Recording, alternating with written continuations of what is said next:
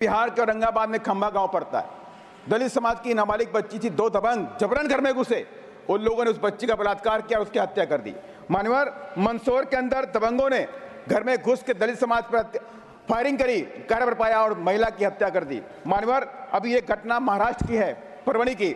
मान्यवर महाराष्ट्र के अंदर परभणी में बाबा साहब की प्रतिमा और संविधान की प्रति को क्षतिग्रस्त किया गया, लोगों ने प्रदर्शन किया, उसके बाद पुलिस ने उन पर तांडव किया। पुलिस ने वहां पर सोमनाथ सूर्यवंशी नाम के बच्चे को गिरफ्तार किया, उसको वहां थाने में इतना पीटा, उसकी मौत हो गई। मान्यवर ये एक शर्म की बात है। मान्यवर संविधान की चर्चा सार्थक तभी होगी जब सरकार संविधान के अनुरूप चलने का भी काम करेगी। मैं तमाम कुछ पॉइंटों को लेकर आपके सामने रखना चाहता हूँ। Please conclude. मैं कंक्लूड कर रहा हूँ। मान्यवर तमाम उद्योग धंधों में SC/ST की भागीदारी तय की जाए।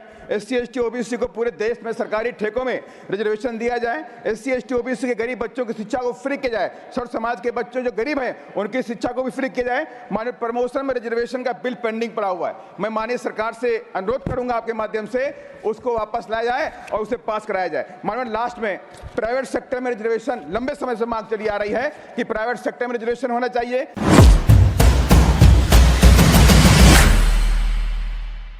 श्री राम जी 3 मिनट्स। धन्यवाद मान्यवर कि आपने मुझे भारत के संविधान के 75 वर्षों की गौरवशाली यात्रा पर बोलने का अवसर दिया। साथ ही मैं नमन करता हूं भारत रत्न बौद्ध सत्य बाबा साहब डॉक्टर भीमराव अम्बेडकर को, जिन्होंने न्याय, स्वतंत्रता, समता, बंधुत्व आधारित विश्व का सबसे सुंदर गौरवशाली संविधान देने का काम किया।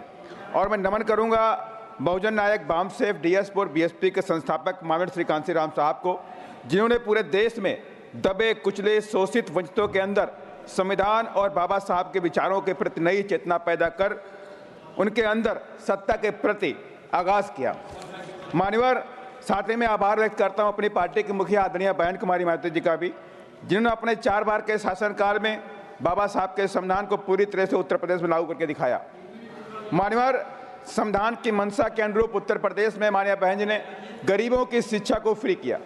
तमाम स्कूल, तमाम डिग्री कॉलेज, तमाम ITI कॉलेज, तमाम यूनिवर्सिटीज़ खोलने का काम उत्तर प्रदेश में माननीय बहन जी ने करने का काम किया।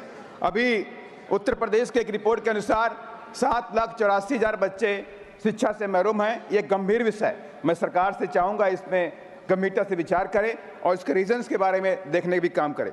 मान्यवर बहन जी के शासनकाल में गुंडे, मवाली, बलात्कारियों को कोई जगह नहीं थी, भूमाफियाओं को कोई जगह नहीं थी। उत्तर प्रदेश को छोड़ करके भागते थे वो लोग। पहली बार उत्तर प्रदेश अपराध मुक्त बना। बहन जी ने किसी के घर पे बुलडोजर चलाने का भी काम नहीं किया। मान्यवर कुछ दिनों से देखने को मिल रहा संविधान दिखाने की होड़ लगी हुई है, जिसको देखो संविधान दिखा रहा, जिसको देखो संविधान दिखा रहा, कहीं पक्ष के लोग, विपक्ष के लोग, लेकिन संविधान की मंशा के अनुरूप कोई चलना भी नहीं चाह रहा। 75 सालों से किसी ने भी संविधान की मंशा पे पूरी तरह चलने का काम नहीं किया।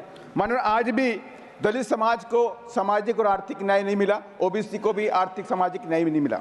आज भी दलित समाज के बच्चों के साथ में जाति भेदभाव होता है, छुआछूत होती है, कहीं मुंह चकने पर हत्या, कच्चे कपड़े पहनने पर हत्या, घोड़ी पर बैठने पर हत्या, जात आधारित अत्याचार चरम पर है। आज भी दलित समाज की बच्चियों के साथ में बलात्कार और हत्या रुकने का नाम नहीं ले रहा। ये कलंक है हमारे ऊपर कि अगर हम इस दलित समाज की बच्चियों के बलात्कार क्यों नहीं रोक पा रहे हैं। मान्यवर मैं कुछ घटनाओं को कोट करूंगा, अभी हाल की घटना है।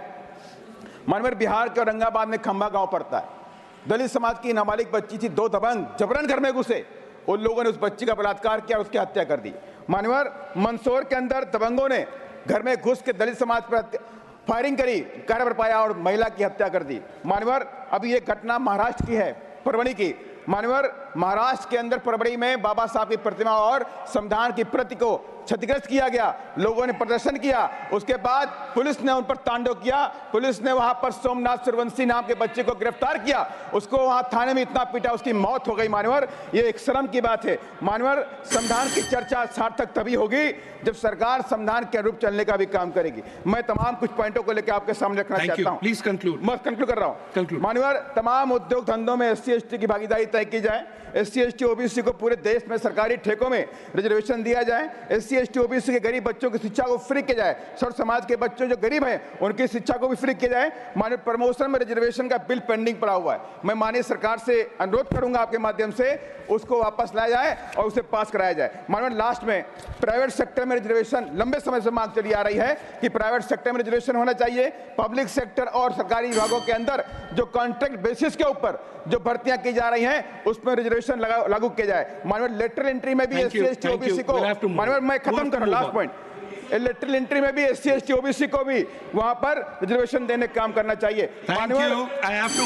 लास्ट पॉइंट इंपॉर्टेंट विषय माननीय, मैं दलित सांसद हूं, उनकी आवाज बताना जरूरी है। माननीय PM साहब से मैं कहना चाहता हूं, आपके माध्यम से रिक्वेस्ट करना चाहता हूं, अभी माननीय सुप्रीम कोर्ट ने SC ST के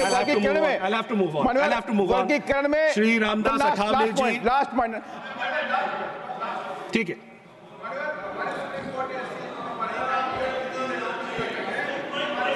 माइक्रोफोन, चेयरमैन सर, माइक्रोफोन। आज की राज्यसभा की शाम रिजर्वेशन को नवी अनुसूची में डालने का काम करें। माननीय कुछ दिनों से संविधान विरोधी ताकतें देश के अंदर, संविधान विरोधी ताकतें देश के अंदर हावी हो रही हैं, उन पर रोक लगाए, जो बदलने की बात कर रहे हैं उन पर कार्रवाई करें। धन्यवाद। जय भीम, जय भारत, जय संविधान। माननीय श्री रामदास अठावले जी, ऑनरेबल माननीय